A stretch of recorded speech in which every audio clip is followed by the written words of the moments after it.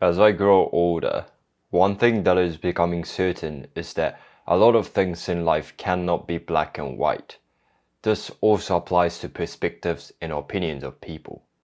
I really hope that I can give you advice on how to be yourself, but unfortunately, I can't because I also hide a lot of myself when interacting with others on this earth.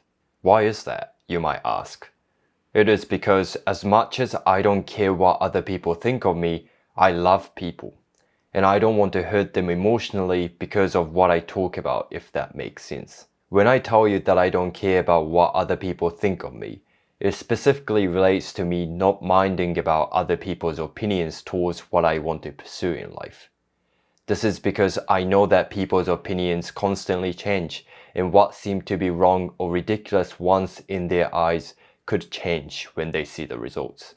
For example, when Shohei Ohtani, a Japanese baseball player, told the world that he wanted to be a pitcher and hitter in the Japanese and American professional baseball leagues, a lot of people said it would be impossible, but when he showed the amazing results, everybody believed that it was in fact possible. I guess if he had failed to deliver the results, everybody would have been like, you see, we told you so. So as for me, this is not about caring too much of what others think of me, but it is about how I don't want to hurt or stress others emotionally. Around others, I tend to become what I think you think I am. I don't become what you want me to be, but I become what I think you want me to be. So I still have control over what I am, if that makes sense. One of my perspectives that I really feel like bringing up is to make decisions in life based on my own death. It seems that death or the thought of death scares a lot of people, although all of us understand that we cannot be immortal.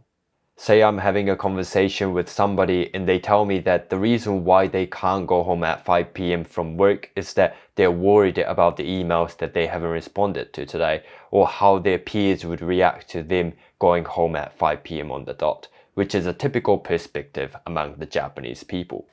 To that, I would tell them, say you are on your deathbed and your life is about to end. Do you think you would regret the fact that you didn't reply to those emails or even think about how others would react to you going home at 5 p.m.? I don't think so. I don't disagree with working overtime if that is what you want to do, but you telling me right now that you're worried about those things indicates that you don't want to do them. Then you would probably regret more about the fact that you didn't do what you wanted to do or who you wanted to be in the first place. To me, thinking about my actual end makes a lot of my day-to-day worries insignificant, and it has helped me focus on the important things in life. But as I start sharing this perspective, depending on the person, I can tell that their faces become stiff and look a bit uncomfortable.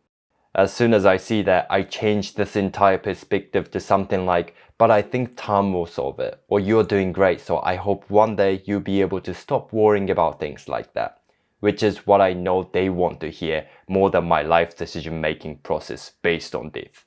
My tremendous amount of love for people sometimes gets in the way of me showing what I really think of, but I don't think it's necessary to be what I really am, unless I can see that they want me to be that way.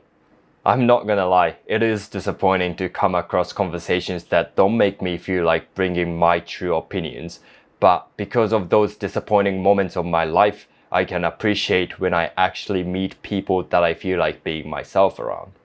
I truly think that life would be so boring without all the feelings, including disappointments, sadness, loneliness that everybody goes through in life.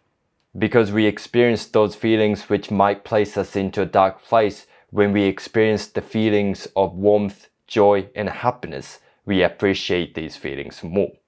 A lot of us take things for granted, and I personally believe that without suffering in life, we would probably categorize these amazing feelings as normal, and life would be so boring in consequence. I appreciate having YouTube as a place where I can fully open myself up to because I don't have to look at other people's reactions when talking about anything. I accept that I cannot often be perfectly myself in public, but I know I can be who I am on YouTube, and I'll continue sharing my perspectives with you because to tell a story is what makes us humans.